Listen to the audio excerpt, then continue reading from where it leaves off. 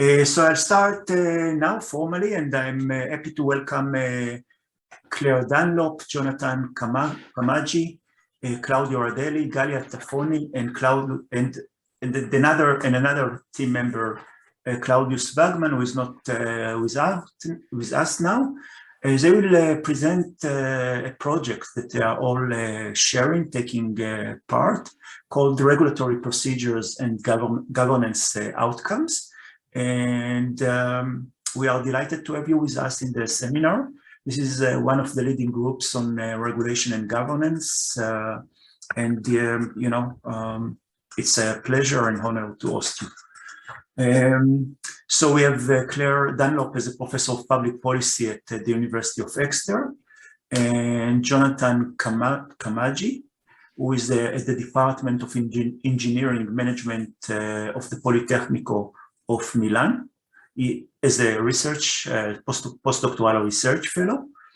And then, of course, Professor Claudio Radaelli, Chair of Comparative Public Policy at the School of Transnational Governance at the EUI, is a leading scholar, leader in this project, and one of the most cited political scientists, public administration, and social scientists in Europe and in the world.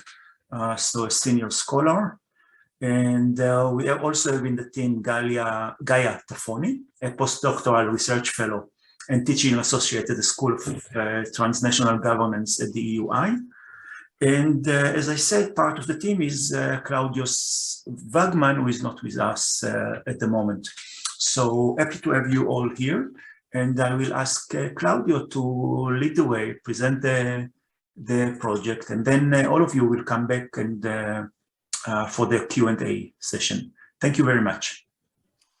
Okay, thank you very much, David, for having given us this opportunity to present the project and to share some of the findings. This is very much a project that we carried out with Claire together since the beginning, and then we found some wonderful fellow travelers like Jonathan Kamkhaji and Claudius Wagemann, and Gaia joined us more recently, but now I think it's your third year already in the project, so no one is too newbie here, no one is too young. Yeah, we give you a flavor of this project, but also some data, and I'm just sharing. Something doesn't go well, just tell me. I think it goes well now, right? I just minimize. Yeah, it does. It's perfect. Yeah, you are there in the corner. Okay, so let's see what we're doing here in this project. In this paper, we are presenting some of the things that will then show up in different chapters of a book we are writing for Oxford University Press. And it may look a bit disconnected because it's a bit of pick and choose from different sections and chapters, as I said, but hopefully we'll give you an idea of what the project is, and then we'll go in Q&A where we're glad to answer all the questions that you may have. The paper, therefore, has the ambition at least of talking about concept formation, measurement, causality, and implications for policymakers. That would be the final chapter of the book, which is condensed in one slide here. And that's a project on procedural tools for effective governance. The final slide has the thank you to all the others who are not here, but they were very, very important in putting together and executing different parts of the project. So the site includes the research team and the experts who help us in the field. Just checking where is the arrow here. Okay, so we address three issues, and the last one on implication for policymakers is a bit towards the final slides. We address an issue of concept formation. What is it that we're talking about, and what is the concept that allows us to go comparatively through a good number of very different procedures where the difference, the variability is cross-country, variability, but there's also variability between one policy instrument or one regulatory procedure and the other. At this point, you have already understood we're talking about procedural regulatory instruments. Those are policy instruments that have a procedural nature, more in a second.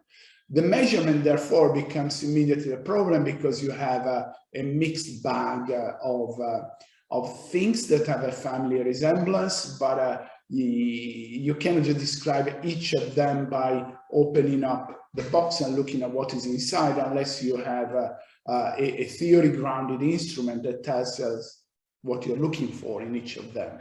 And then there is a question of causality that I'll show you in a second.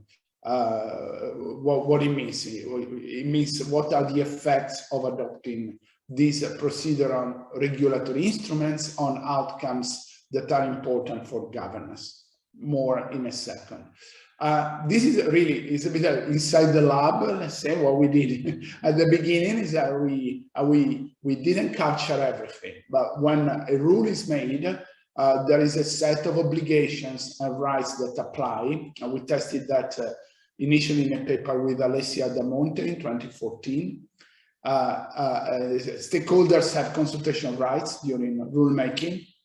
Regulators have an obligation to carry out an impact assessment. Individuals have a right to access relevant information via Freedom of Information Acts. And the Ombudsman is a kind of, an institution or a body that can enter the process if there is sufficient evidence of maladministration. More can be added to this list. There are limits in every project, obviously. We also have information on judicial review, and then what Gaia is studying now with the original data from the project, but that comes after rulemaking. And we looked at 27 countries of the EU plus the UK. We also collected data on the US single case. So let's take out for a second judicial review and general information on Administrative Procedure Act that we have for all the countries, and focus here on 4 instruments that affect or impinge on or shape rulemaking: consultation, freedom of information, the Ombudsman, and regulatory impact assessment. Okay, here the literature is vast, and I will not say anything, but clearly there are ways of diffusion that look different for the 4. Maybe impact assessment and consultation go somewhat together under the label of better regulation, this push, but hearings in Denmark and Sweden predate better regulation. So different pushes, different advocacy coalitions that have put these instruments onto the agenda of the different countries of the EU. And then on causality, there is a huge literature on the effects of regulation from the doing business literature. We're seeing some comments in the specialized press in the last month on doing business indicators, but this is the book edited by Carrie Coglianese, and many others that are following today online have related somewhat to the literature on does this type of regulation cause this type of effect, like killing jobs, promoting innovation, creating accountability, or champion the public interest, right? So empirically, the question is that we have an amazing empirical variety of the instruments across the countries. And the research question, at least for this paper today, is very simple. As I said, it's not a written paper, but bits and pieces of stuff that we are assembling. Is how does this variability in the design of the 4 instruments we've seen before affect outcomes that are considered good governance? And for example, the quality of the business environment, perceptions of corruption, and sustainable development. There is a literature on regulation and any of these 3. We didn't collect original data on the outcomes. We use critically the existing metrics. So we collected data. In a second, I'll show you on the instrumentation on the 4 procedures that we are interested in. And I had to explain why didn't you use the World Bank indicators? Why didn't you use the OECD indicators? Well, the OECD and the World Bank tend to define better regulation narrowly. So the OECD also has data on Freedom of Information Acts. They are outside the regulatory outlook. They follow a different, in a sense, a logic architecture of looking at the different tests inside freedom of information. But typically, if you look at freedom of information and ombudsman and general principles of administrative law, you will find them outside the better regulation indicators, like the World Bank has the global indicators of rulemaking, worldwide global indicators. But as I say in a second, if you really dig that, you'll find some indicators for freedom of information, for example. But the question is another one, and here we scratch our heads for several months, that these indicators are instrument specific. They are also normative in a sense that OECD and World Bank provide advice and funds, from the case of the World Bank, to countries, so they have a reason to adopt or design an indicator the way they do, and mostly correctly, I would say, they look at what inside the individual procedure and describe it, raising, however, issues of comparability and how do these instruments work together. Obviously, to look for the effects of regulation, you have to consider that for a company or a citizen, there are a bundles of rights and obligations, as described before, that affect the final outcome. So you cannot just take them one by one. You have to find indicators that allow for comparability across countries and across instruments. Some of you, David, I'm sure will ask, what about across time? And I say something in a moment. So this was the switch when we were working with Alessia De Monte, with Jonathan Kamkhaji, initially on how to embed a theory in measurement. The simple answer, this is found also in an article we wrote in in 2 or 3 articles, but in Policy Studies Journal, we have the same 4 instruments. And the idea is to say that these instruments, with their procedures, design action situations in a sense of Ostrom. And because of that, we can use institutional grammar tool in terms of rule types to look at them as if they were made up of the same fabric. And the fabric are the institutional statements that can be collected in different ways with ADICO or ABDICO, as well as rules. We went for rules. So essentially we say, I don't look at consultation as consultation. It's an action situation made up of rules. What are the rules? We have the institutional grammar tool that tells us what the rules are for each action situation. Empirically, we find that the rules in the institutional statements that are there for us to be grabbed in the legal basis, soft law or hard law, that define the instruments. And at this point, no matter whether it's FOIA in Freedom of Information in Bulgaria or the Ombudsman in Spain, we have the same theory-driven yardstick for each country of our population. And there is a high comparability across the instruments. This is taken from Carter et al., but it comes from Explaining Institutional Diversity by Elinor Ostrom. The action situation is defined by rules that define who, under which condition, does what are the ways in which decisions require the aggregation of more than one actor, what goes on in the action situation in terms of information, cost and benefits of doing or not doing something, and the scope. What are the aims or prohibited outcomes of the action situation?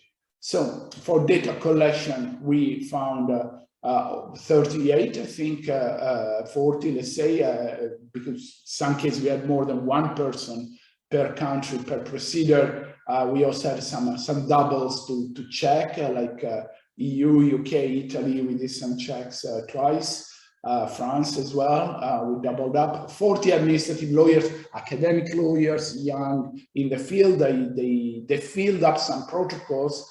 We didn't say read Ostrom and collect the data. We used the language that would allow them to give us exactly what the law contained. So we then translated essentially portions of legal text into categories that are rules. We validated this, including with Hervé Goffman and Jacques Ziller, who are two senior lawyers on our advisory team.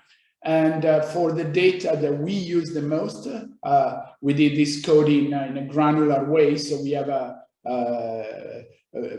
more than a few hundreds of variables because consultation is that divided into the 7 rule types, but a rule type may occur 6 times. So you can have 6 scope rules in a country in an instrument. And then you have 4 instruments and 27 plus 1 country, the UK.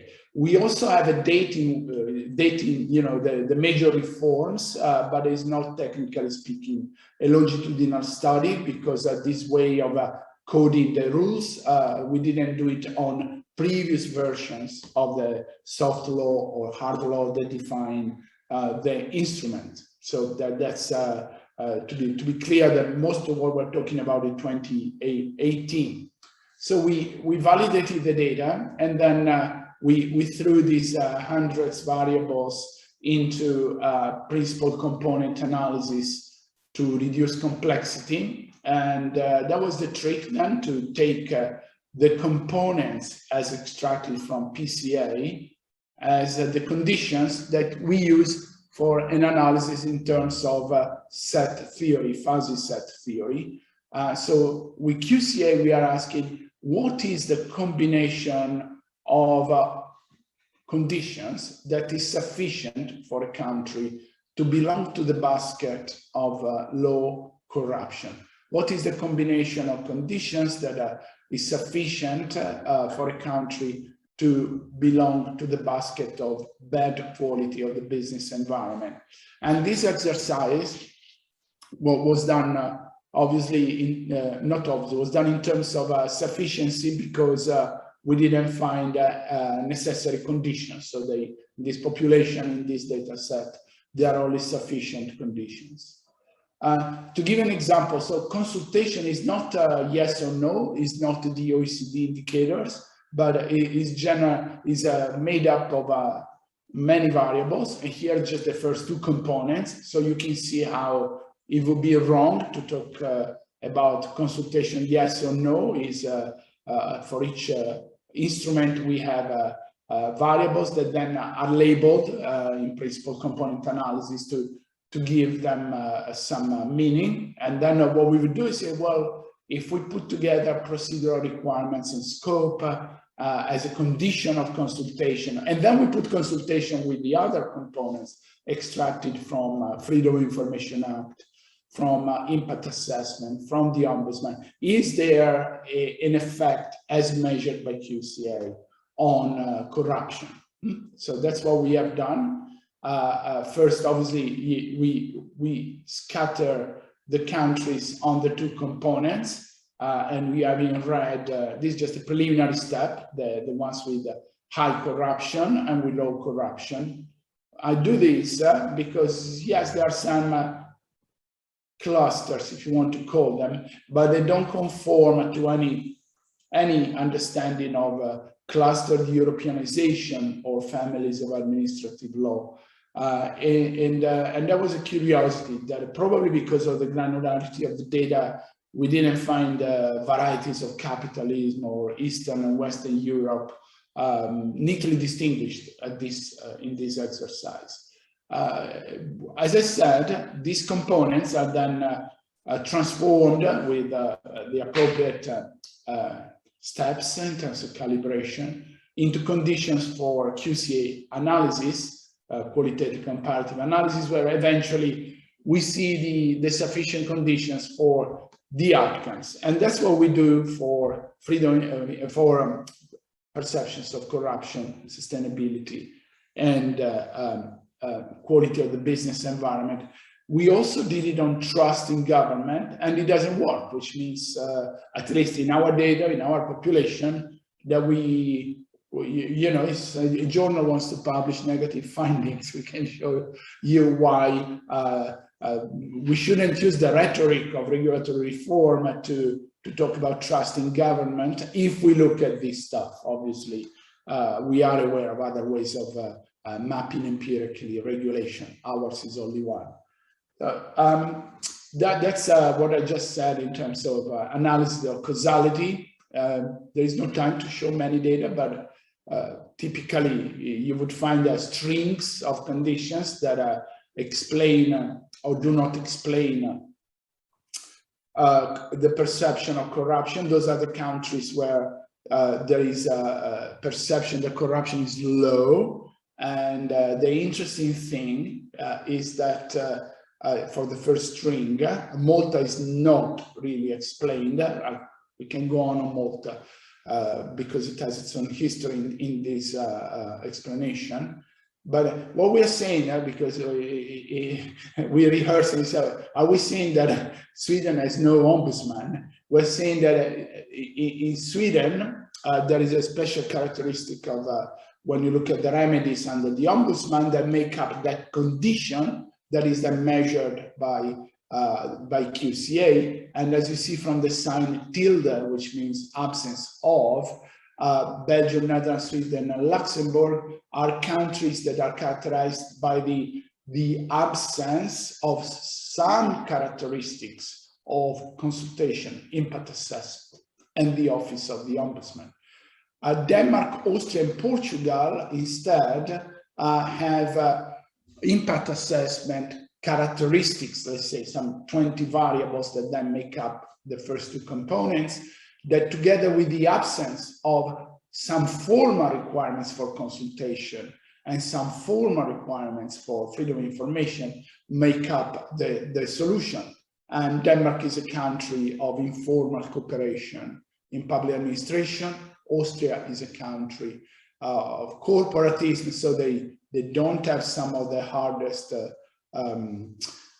procedural requirements for consultation. The Austrian Freedom of Information Act is one page, and Portugal has impact assessment requirements, but is very light on consultation. So that, like typically in QCA, then you can open up each country and tell a story, or tell a story about the configuration of the Benelux, Sweden. Now that's the first string is quite revealing in itself. But since I'm running out of time, implications for design,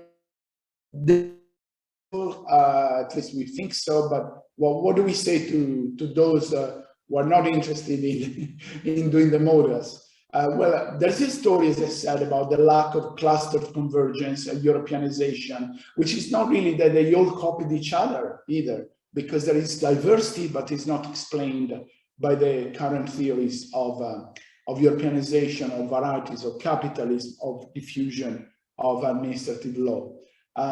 We think that is the ecology of instruments that shows some effects on the outcomes.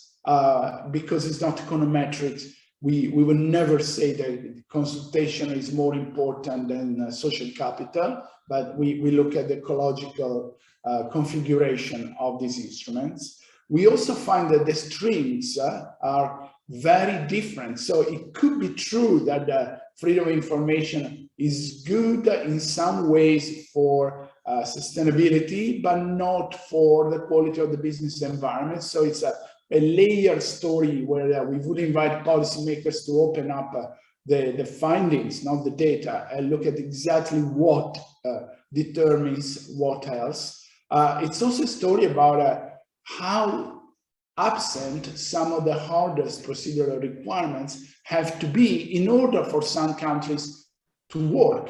So Denmark, Sweden, to some extent Austria, as we've seen in a moment ago, they exhibit not the strength of this proceduralization and better regulation requirements, but actually the opposite, that they, going light on requirements is good if you have some social capital and informal administrative cooperation.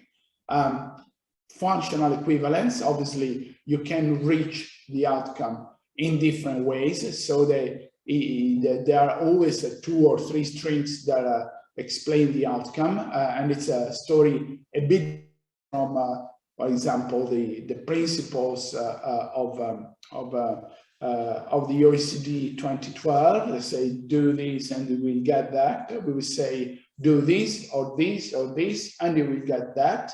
But then what is difficult to say is we cannot say do it if you are Eastern Europe, Western Europe, coordinated capitalism or liberal varieties of capitalism, because that's not the story we found.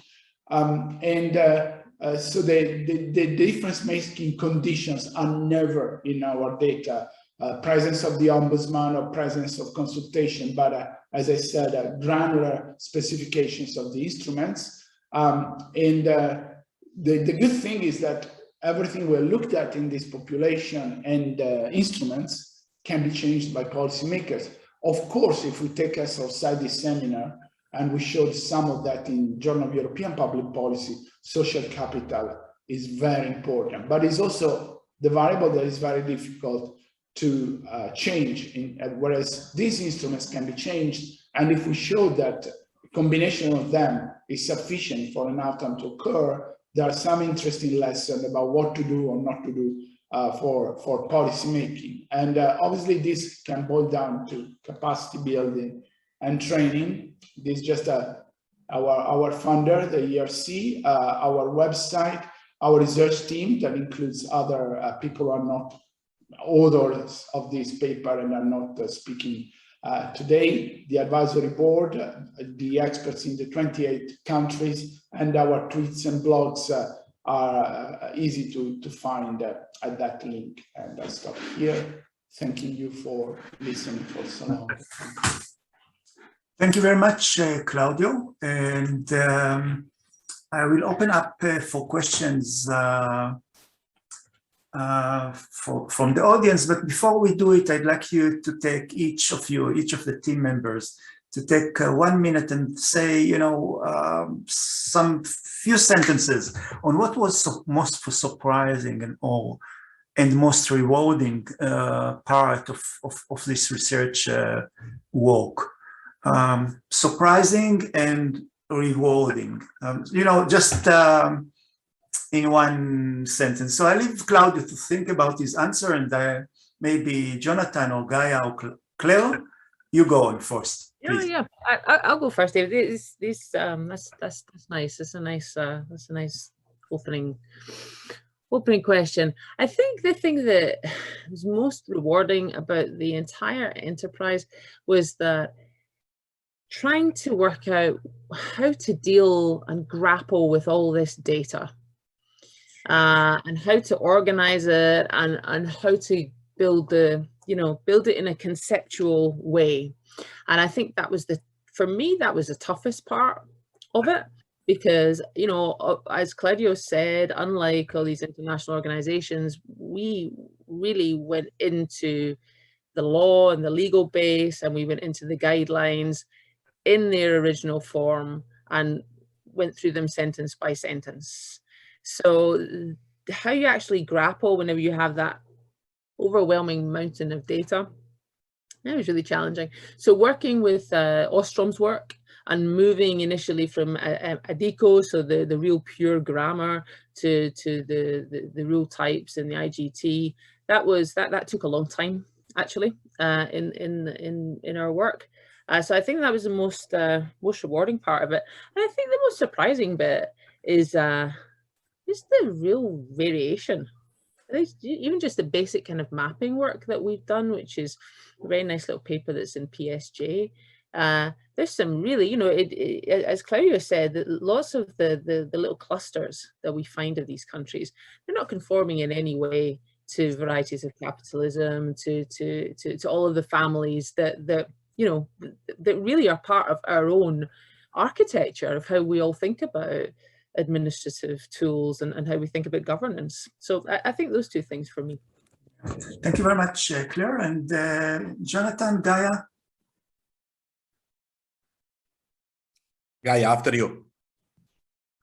Okay, thanks. Well, I have to say that, of course, for me, working with my colleagues was very, very one of the best things ever. But going back to Protego, I really think that I arrived in the project, as Claudius said at the beginning, at a certain point. So we were working on the raw data, and we found this extreme, we found the different combinations of the conditions affecting the outcome, different outcome. I think this different, and the variability and the number of combination was really something extraordinary to look at, all the differences, and as well as the curiosities that you've seen. Just I think we just have an example of consultation, but there are different clusters.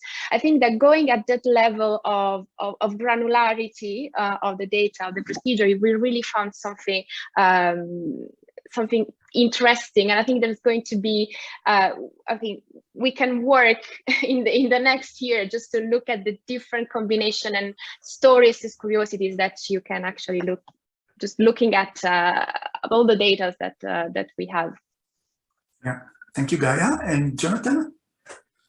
Thank you very much for the question. Very, very interesting one. And I would start from the rewarding thing. It was definitely for me, because I dealt with that part mainly to deal with colleagues from another sector, so to liaise with administrative lawyers. And of course, in order to do that, I had to, you know, read more than I used to do about administrative law and the single countries and cases. And that was extremely interesting and rewarding. And I really felt enriched. Also because I have the presumption to have understood something that before I did not quite understand. And the most surprising thing was constructing the models and thinking how complex they are, and then they work. That's really surprising in the end.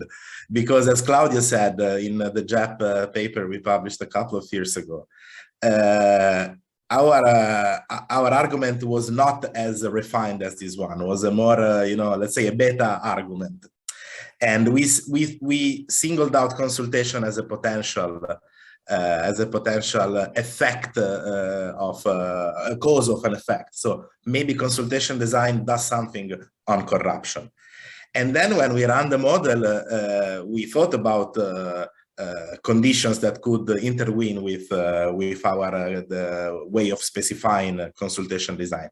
And then we found social capital, and of course, social capital, as Claudia said, is an overwhelming but unchangeable effect on perception of corruption. And then we found that also our little model that designed consultation in that way and operationalized it for a technical analysis worked. It explained. Now I'm speaking frequentist jargon. Explained something of the phenomenon, and that was yeah, extremely surprising, because the way we specified it, and the giant was big. I mean, corruption is big, and having found just a little percentage of variation, putting it like this in this frequentist jargon, which is not QCA, but okay, it's more understandable. Maybe it was yeah, surprising and rewarding at the same time. Thank you, Jonathan. And now Claudio. I'll find a way to answer through the questions, because I see 36, and you'll find out through the Q&A. But okay. Everything nice has already been said. Okay, thank you very much. Questions from the audience? Who wants to go first? You can come in, but later on you can also register in the chat. So who wants to go first? And just not to waste time, I'd like to ask you, Claudio, where is the book that summarize all the findings? Is it in the making? Yes, very much so. So we should expect a book in a year or so? Yes. Yeah. Okay. Well, if you look at the website, you'll find 85, 90% of what is already published or just being published, but it's a varied collection. So the book will be very different because all these analyses on the outcomes are not in the articles we've published so far. Okay, so we have a question from Frederick Varone. And you can read it in the chat, but I'll read it to you all. Rules are formally designed versus rules in use. Are you looking at rules in use, de facto rules, as well as frequency of public consultation, number of regulatory RAAs, a number of requests, ombudsman? If yes, what will you change in the formulation of your theoretical expectation? And then there is a second question, country, national countries versus policy sectors. Do you expect differences between policy sectors and within a country? How do you deal with that aspect? Okay, shall I go first, everyone? Yeah. Okay, good questions. So the first one is, we are looking just at rules in form. So, you know, we are interested in the rules in form as being part of the underlying structure of the political, administrative action situation, all of the game that's going on there. We're not looking at rules in use. Entirely, of course, understanding that if we were looking at what happens down the line in terms of implementation, in terms of compliance, we would expect a different story. But what we're interested in is design. And what's happening upstream, and the kinds of signals that design sends out that influence governance outcomes, that influence, you know, perceptions of corruption, perceptions of the business environment. So it's a limitation, of course. I mean, every project has its own limitations, but we're interested in the rights in form that are conferred on a variety of groups and the variation in that. So definitely not in use, but for sure, I mean, a kind of Protego plus, a sort of an additional ERC project would be fantastic to have a side project that then goes on to, okay, let's look at this down the line. That would be awesome, and probably even more challenging in the data collection effort, you know, how we would actually grapple with that. But yeah, rules in form.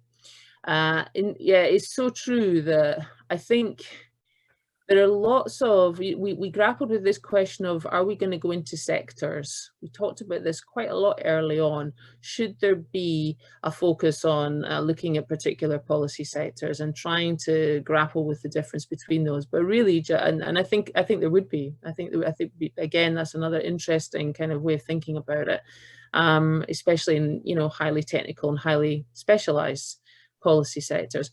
But it's just an area that it's, again, it was just kind of beyond what we could manage. Certainly at the start, whenever it was me and Claudio, and then me and Claudio and Jonathan and Alessia. So yes, really good, excellent points, but just a question of boundaries and scope of what we did. Thank you very much. Claire, do you want to add, Jonathan, or anyone? Yes, I'd like to add a word about the second question. We didn't go through sectors, and sectors popped up many times also in the dialogue with administrative lawyers. We required them to give us evidence of, for example, sector-specific consultational requirements, to give us at least a link to the legal base, and to do this kind of preliminary work. And then if you put this together with the sort of theory-driven methodology that we have for collecting data, we can say that we have a template to carry out sector research if we want. We have the way to deal with the starting point, talking point with national lawyers, and these theory-driven instrument that can travel across countries, instruments, and also sectors. Why not? I think that's also an early legacy of what we did, because we put, as Claire said in her beautiful answer, we put a lot of effort in that. It was really a very, very challenging but rewarding part of the project. Thank you, Jonathan. Do you want to add, or shall we go on, Gaia? And we'll go on. Yeah. So I see there are no questions yet. No one is pressing me, so I'll take the privilege and ask the next question. So it's a huge project. Which can all of you or each of you suggest the papers that I should take to bed tonight? Which paper I should read in order to, or you can say also the papers that you like personally, because you publish so many. So who wants to start? Gaia, you start, or Jonathan, and then Claudio and Claire. You mean, David, the dream paper, the paper that everybody... Yeah, the papers that, I will learn a lot. Can it be a classic paper and quite old? Sure. But from the project. From okay. Our project. I have my favorites. So my favorite is, I think it's the last one, PSJ, isn't it? Tell us about it. 2 minutes and tell us about it. Well, that's no. You have to read it, of course. I think it's the best one because it really reading the last article on PSJ. You really have the idea of what Protego is all about. This is the all-compassing paper on Protego project. So that's what you have to read. According to me, it was a pleasure reading it. Yeah, it's measuring design diversity. I think, a new application of Ostrom's rule types. It's Policy Studies Journal 2021. Thank you. And who wants to go on? Jonathan, Claire? Claudia? Yeah, I can go on. When you asked this question, I immediately thought of the paper on EPA, European Policy Analysis. It's not it's important for me because it's the paper where we articulated maybe better our, very, very basic principle, a sort of an epistemology of our research. And when we said, okay, why do we look into text? Why language and text are so important? And I think in that moment, I realized that the importance of Ostrom's framework goes beyond governance and the institutions now, because really language is the unifying structure of policy. And looking at it from the perspective of Ostrom, which you can easily call, pretty much a rational choice approach. And the narrative approach, which instead is a little bit more constructivist in essence, that tells that there are stories that affect things, not just rules and preferences and resources. I think that was a great moment of realization for the whole team, I hope, that, wow, language is so important, and we tackled it from a very interesting perspective, and we can maybe make comparisons and see also the more generalizations of it. Lovely, Jonathan. Thank you very much. What's the name of the paper title? The Narrative Policy Framework meets Institutional Grammar Tool. Am I right? Probably you're right, and we will have it probably in the chat if Alexander will continue to do his goodies to everyone. Oh yeah. And who wants to go now with his own best paper from the project? Claire? Yeah. Okay. So this is revelatory to me, because I don't think we've ever had this conversation as a group together. So so I'm going to say something different. I think that there was a paper that we published in Journal of European Public Policy called "Does Consultation Count for Corruption?" And that, I think, so that was just looking at one of our instruments, so one of the four, and look against the perceptions of corruption outcome. And I think that's my favorite one, because it's a moment at which I thought this works, because you've got all this, a lot of trust put in us from the funder, a lot of money to do what was really a piece of huge data gathering effort and cleaning and coding and, you know, conceptualizing. And you do get to a point as a researcher where you think, you've been doing this for, you know, over 2 years. Is this actually going to work? You know, are we going to be able to actually tell people anything and be accountable for this this amount of trust that's been put in us by our peer reviewers who, you know, who let this thing get funded? So I think that JET paper, which is looking at the inner workings of consultation in EU 28 as it was then, and how that maps onto perceptions of corruption. I think that's my favorite one, because it was my sort of, I felt a lot of relief at that paper, that we had outcomes, you know, and also not just academic and scientific outcomes, but also ones that I think are useful for policymakers, which to me is one of the, you know, central points of being a policy scholar, is that we have something to say beyond, you know, about design in our case, beyond just the science. Yeah. Thank you very much, Claire, and Claudio, you, and then we take a question from Sebastian and Ruth Dixon. Yeah, I think I'm left with papers that have not been mentioned, but like Claire, I really enjoyed your question, because it makes me think as I go along. So I will throw in 2 chapters. One, when we started thinking about causality, and how does regulation create corruption, and we found 3 causal narratives. So regulation creates corruption, bad regulation creates corruption, too much regulation creates corruption, and then meta-regulation does not, hinders corruption, right? So that was also in a kind of justification for then adopting qualitative comparative analysis as a way, is one of the ways to capture this bewildering maze of different conjectures about cause and effects, and also taught me by doing that how you have to be specific, and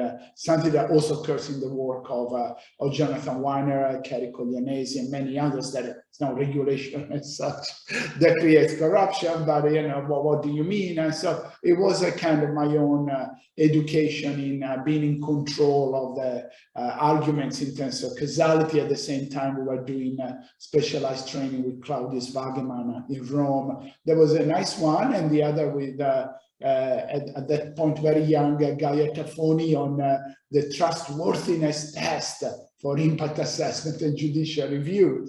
With they were all lawyers working on trust in legislation. So you know, to find a spot for an original argument coming from all this data that we have that would be also convertible in something that lawyers can talk about.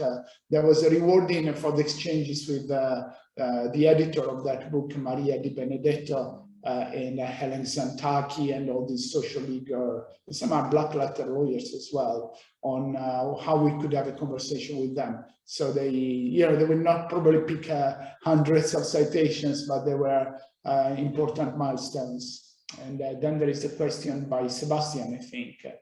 Yeah. So Sebastian, please go on. Do you want to speak up? Sure. Hi there. Can you hear me? Yes, we can. Thank you very much for this interesting presentation of what obviously is a huge project. I'm interested in one specific element that you talked about, because it kind of seems to tackle a challenge I always face when dealing with Ostrom, basically. So if I understood you correctly, you have this principal components analysis, which kind of is the step from the very specific rules that you get that are very idiosyncratic and blah, to something more abstract. And can you talk about what this actually means? So what is this? I think you had this list on one slide, sort of, but I'm kind of wondering, does this then not converge to what non-Ostrom people talk about when they talk about design? So I don't want to be a devil's advocate, but kind of, do you make yourself too much work by going into the Ostrom thinking and grammar and blah, and then you move it up kind of towards I don't know, Mike Howlett thinking of design features. Isn't that something, or yeah, I don't know. I hope this somehow makes sense. So this is a question about operationalization and how operationalization is key to such a project. So I share the same frustration with you with finding a way to operationalize Ostrom's category, not just the semantic one, the rule types, which already are at a different level of abstraction with respect to ADICO. No? These semantic rule types are more easy to grasp conceptually. They are rules that do something within a process, within an action situation. Okay, so the first thing was to adapt the action situation framework to administrative procedures. So it's very different settings. So normally you have an institutional arrangement, for example, for the management of common pool resource in a given country for a given resource, no? And you analyze the institutional arrangements, the written one or oral one sometimes even. And you then construct grammatical components and semantic components. Within the law is much more difficult. You have more rules. And all of them in the end are rules because there is the shadow of the law. So even if in a single statement it's not written, if the public administrator X does not give the due document to a citizen, he is liable. Of course, there's no the punishment in the rule, but it's still a rule because there is the shadow of administrative law. It's an administrative procedure in the end. So we started from the consideration of having mainly rules. Then we thought about how can we generalize and code ADICO categories, and we didn't find a way through. And that's why if you put together these two things, the first consideration about we mainly have rules and ADICO hard to apply to such large amount of pages and text in different languages, very complicated to ask an administrative lawyer to do the grammar analysis of a law. Instead, the semantic approach looked better to us. And that's why we used it. And now the second part of the answer, how did you operationalize that? And why did you go to these categories? Did they give you something back when you decomposed everything and checked the variability of the whole sample? So I found personally, and then I shared with the group and we all agreed that was the way, a couple of pages on chapter 8 of Ostrom's book about institutional diversity. There she explained very clearly how to use these categories. And basically it's a matter of collecting rules per typology, applying a sort of a maximum variability approach. So you take the whole number of rules that you observe in the sample, the whole number of boundary rules and typology you observe in the sample, and then you code them all over the board. So you will never have a single country having all the requirements that the data set has collected. Because you understand, each country has a number and type of, for example, boundary rules, which is not fully commensurable to the one of another country. An example, Malta has a requirement once a stakeholder has given his opinion in the context of a formal consultation to send a thank you letter to this person. This is a rule, a choice rule in this case, which you will not find in any of the other, it's not commensurable. So once you collect all these sometimes odd requirements, you have this huge granularity of requirements across all the sample. And then you basically, what you do is to try to sorry, is my baby, which is in the other room and requires my attention. But what matters is that you are able to check in each country if that requirement is present or absent, and you code it as a presence or absence of that requirement. So Claudio, can you please share the slide about the component? No, I can do it. Or maybe I don't have the rights, I'm sorry. I'll give you the rights. I'll make you thank you very much. Co-host. That's how a component is made up. And then your question is, why did you go back? Why did you go to Ostrom if you could have done without the categories in the end? Now you collect all the institutional statements of a legal base, and then you apply the same approach to all the sample you have and see what is there and what is not there. The usefulness, in our opinion, of Ostrom is that if you look, for example, of component 2, is consistently composed of scope rules. So this is already an indication that the components are meaningful because they cluster conceptually related concepts and variables. And if you look instead, for example, for component 1, you actually have a nutshell of the whole action situation. You start from the presence of the first variable which makes up the component, and then you go down to the number 6, you basically have in a nutshell the whole consultation process. You say, what do you need that? What is it useful for? Because some countries don't have some of the specification. Maybe they're implicit, maybe they're absent, maybe they're not required, they're only informally implemented. And so if you want to have a complete picture of design, you have to go down that way and dig in such profundity with the data.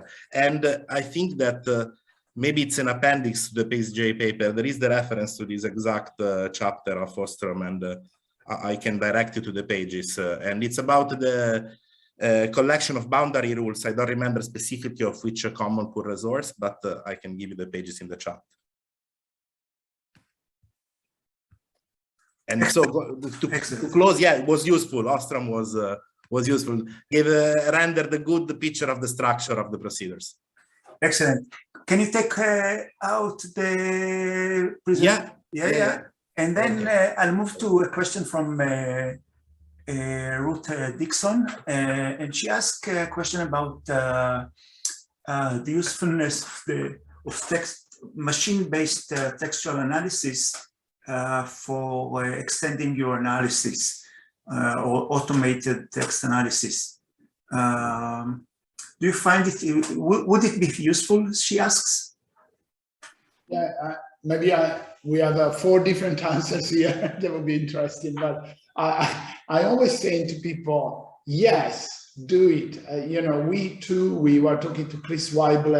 I remember during the winter, he had a quasi-automated text analysis of Adico in that case, and he thought we could extract rule types from practically anything by educating an algorithm the right way. So we say, yeah, it's a kind of a 1,000 flowers blossom. If you think about it, our legal base was not that, it was huge for a few humans, but doable. Otherwise, we would not have done it.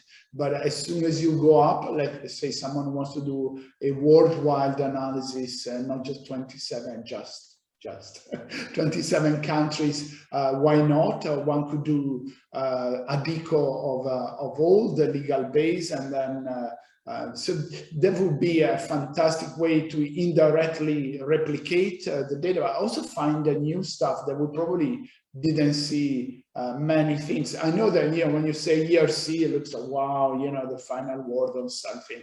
But in social science in general, there is nothing like the final word. So I would really be happy if someone would take a slightly different approach, and it could be ourselves. We don't mind it. A computational analyst wants to work with us, and why not? It was not a choice in terms of beliefs. So we thought it would work well for us. But then you read behind Claire and Claudio, you find people who came out of this job as people who have always been fascinated by the qualitative part, who are very close to the data in general. So, you know, yes, the answer will be yes, please do it, and do it with us, on your own, with others. It would be fantastic to see this variety of approaches. Yeah, thank you very much, Claudio. And a last question to all of you. It's questions that might be difficult for you to answer, so you can take it wherever you want. This is, what is the next theoretical frontier? And I'm asking that for the field itself, and also for people who will watch the video. What is worthwhile doing in theory? And I'm preferably going in your direction, meaning your research personality, but you can also take it as observation on the field more generally. So I'm sorry if it's too difficult question. Maybe I start, or Claire starts this time. Go, Claire. It's huge, right? This is like a huge question. That's good, right? So now I have something to think about my Friday night. If you're reading one of the articles, David, then it's only fair that we've got homework too.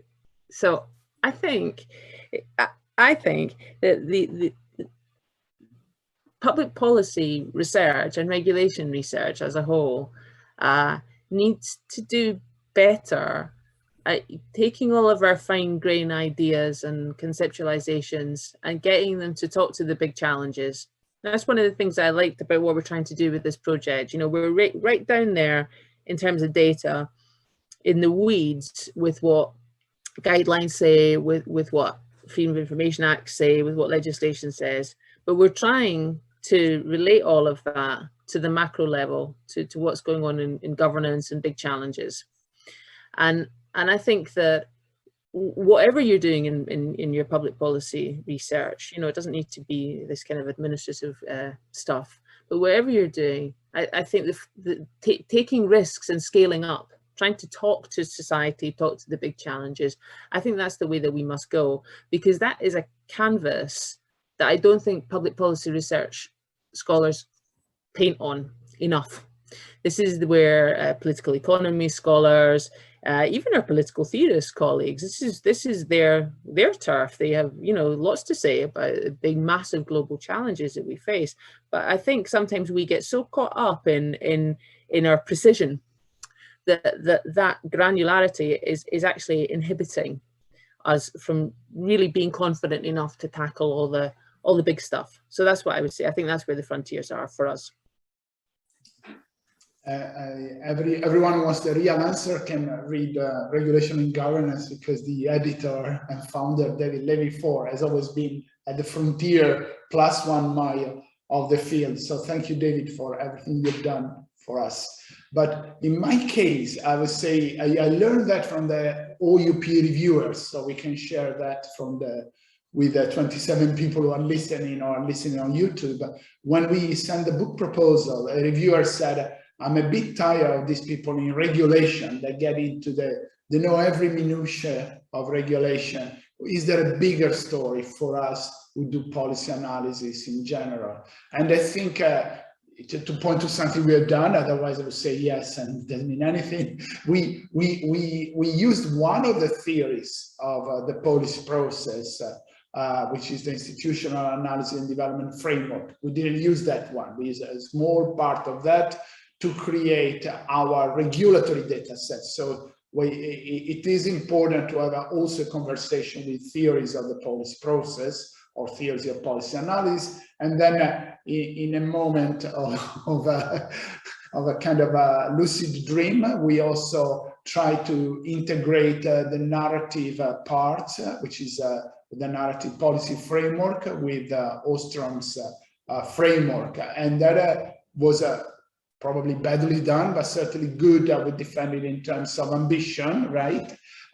Because that's where, not because we want the mega theory of the policy process, because the science is conversation. So the more conversations we have, from regulation to the Ostromians, to the guys who do the theories of the policy process, to the people who do the narrative policy framework, also narrative and institutional statements, our language, our text, our discourse, hence the question by Ruth, for example, opening up to more of that text analysis. The more we can go to the major conferences and get the people from other streams, not from regulation, to listen to what we have to say. This and what Claire said about, you know, what are the beneficiaries of your work, and are the two things that I really feel strongly about. Thank you, Claudio. Gaia, Jonathan?